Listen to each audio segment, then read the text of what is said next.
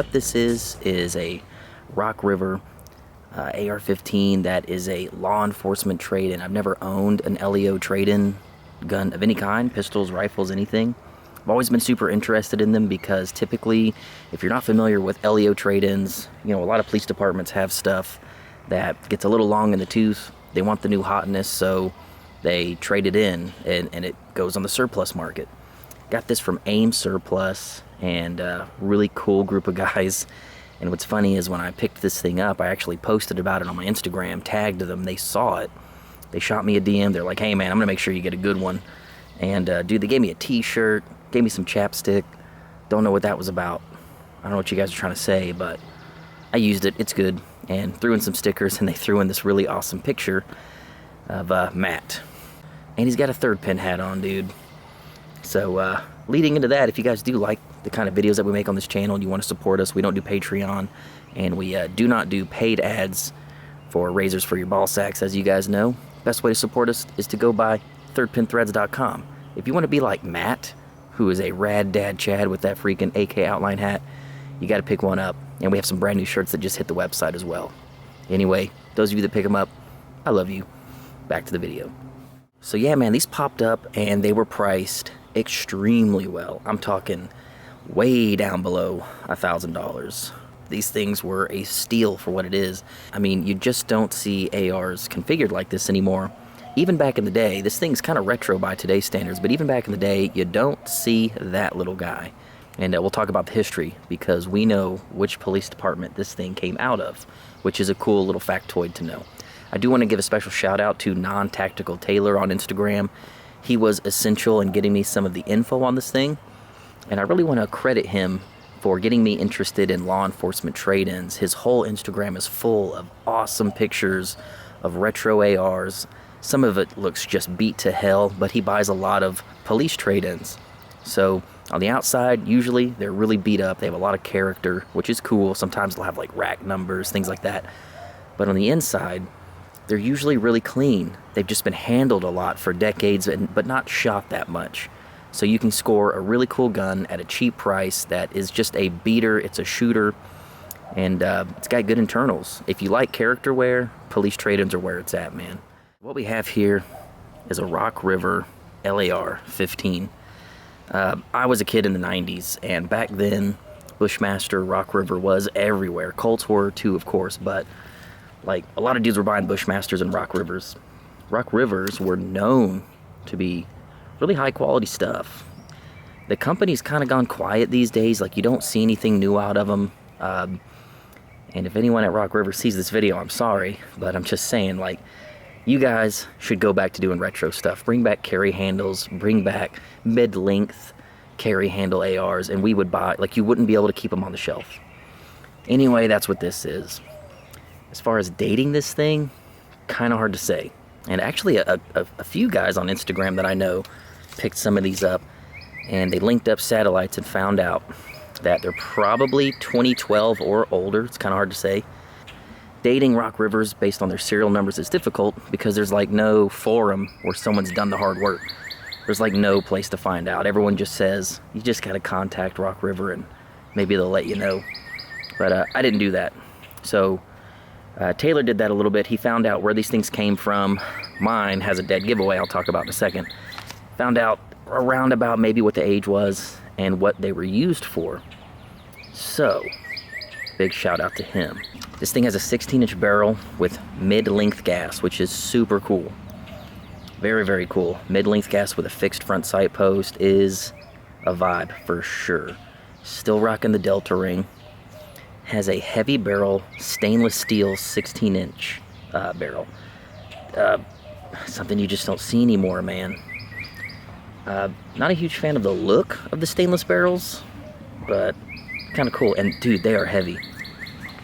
This gun is easily heavier. I have a Rock River H-bar 20-inch with a carry handle and fixed stock. This gun is heavier than that. Just a heavy bitch, man. You can see how thick that barrel is. Super thick. And just look how thick it is going into the receiver. Pretty crazy. Just got a normal bird cage up front, 8.2 fixed front sight post with a tritium front sight post, which is super cool. Says Trigicon on the side. It's going to be hard to see. You can see a little bit of it there. Trigicon front sight post. A sling swivel set up for a left-handed shooter.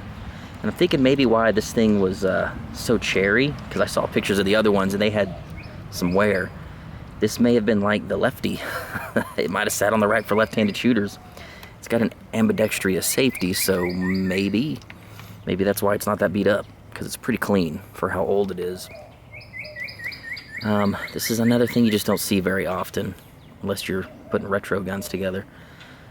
It's a little swivel that's actually pinned in place once you clamp it onto the barrel. Not that easy to switch around, so it's probably always been like that. Rocking a bayonet lug, very cool. Dual swivel action. And something very special, it came with a Surefire rail. A relic from the past, man. These things are already getting to be retro. And I think the stainless steel heavy barrel and this handguard are the contributing factors to why it's so chunky. Very thick metal. And you can see that heat shield down in there. They definitely don't make it like this anymore, nor do they really have to, but it's just cool. Every single set of pick rails are numbered. Very cool. Got that delta ring, so we could put some clamshells on this thing, but I don't know. It's been like this for a long time. Kind of want to leave it like that. And this is one thing that not all of them came with. As you can see there, it's like a cage code, rack number, identification tag, Oklahoma City Police Department. Definitely where it came from. The homies on Instagram tracked down that police department, found an article that features some of these guns being shot on camera, and from what everyone can gather, they were probably used for SWAT. Don't know for sure. That's just the information that some of these dudes were able to gather, so just another thing that makes it kind of cool. I live in Texas, so this thing has lived its life not too far away in Oklahoma. Pretty cool. Most of the guns that people bought from this batch had the two-stage Rock River trigger, which they are very well known for. Mine has a single stage. It's not that great, but that's what it is. This is a Hogue grip that's branded Rock River. This is very common to Rockies from that time. A lot of them have name-branded Hogue grips. This one has finger grooves. Not a very popular thing these days, but back then, everybody was rocking Hogue grips with finger grooves. That was like one of the rare aftermarket options for pistol grips back in the day, like before Magpul. Ambidextrous safety selector. No restriction roll marks, which was interesting. Pretty standard Rock River carbine stock. Pretty retro these days. Got a lot of wear on that buffer tube. I noticed the castle nut is not staked at all. No big deal, I never stake them, but you would think, like, if it was for like a police contract, they would have staked them, but they did not. Factory T-handle, and here's the cool thing. This is what really drew me to it. If you look at that rear sight, that is clearly an A2 iron sight. You know, you've heard the stories of guys way back in the day that would actually trim their A2 carry handles off and just like bob the rear. Of course, this would be smooth. This is something Rock River was doing. They called it the UTE upper receiver. Haven't made them in a long time, been discontinued for quite some time, but they give you a little bit of pick rail for optics. You still have the little beveled portion like for the carry handle, and you get an A2 rear sight. So it takes all the A2 parts to build it out. Adjust the same exact way. Branded Rock River. It's just pretty stinking cool, actually. Definitely don't see this kind of thing. I want to say I've seen this on the Risky Krisky channel, but I think he has a trimmed one. Don't quote me on that, I don't know. It's the only other channel I've ever seen these. There's not a lot of information out there, not a lot of YouTube videos. So I have Google searched and looked at every YouTube video I can find that had one of these uppers. There's not many of them. Usually they're like 12, 13, 14 years old, filmed on potatoes, and there's no talking, it's just like shooting, you know. That was gun content at that time on YouTube. Grainy cell phone footage of a dude shooting a gun for 60 seconds, and that's what you got. So not a lot of info out there. Kind of interesting how they beveled that. But yeah, freaking cool, man. It's like, this is truly like a mix of retro and modern in one upper, cast that way. That's how they came. You can still go to Rock River's website right now, and they've got pictures of these with like 1-sentence long descriptions.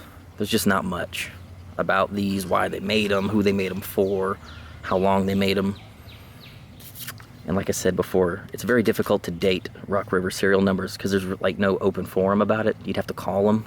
So this gun, all in all, the fact that it's an LEO trade-in, the very rare configured upper with the old school Surefire, the heavy stainless barrel with the mid-length gas, overall is a pretty neat little package. Definitely uncommon. So Taylor was actually able to find out that after talking to Rock River, this is a very uncommon spec, something they did not do very often. Rock River has this thing they call the Elite series of guns that has elite parts. And they said, this is an elite gun. Their words, not mine, but that's how they described it to him. So for what AIM Surplus was charging for these things, it's pretty phenomenal at what you get. A gun with history. Mine has a cage code. If you want to see other pictures, go check out Non-Tactical Taylor. He's got pictures of his. His actually has a lot more wear on the receiver, a bit more beat up than mine, but it is very cool. And one of the last things I wanted to show you, it shipped with a surplus mag that is serialized and date coded, 4 of 07. Don't know if that's how old the gun is, but this came with it. In HMTG, Hartford, Connecticut. And the base plate.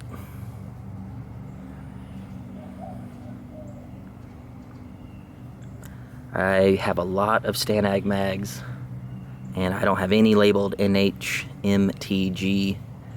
I don't know. If you guys know, let me know. I'm going to sound really dumb. It's probably someone I've heard of. I have no base plates like this. So, you know, I've got Colt mags that say Hartford, Connecticut, but not this. So, holla at your boy if you know. Green follower.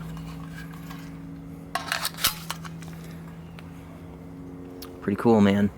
I wanted to show you the bolt carrier to give you a snapshot in time for some of you younger viewers that may have never seen anything like this.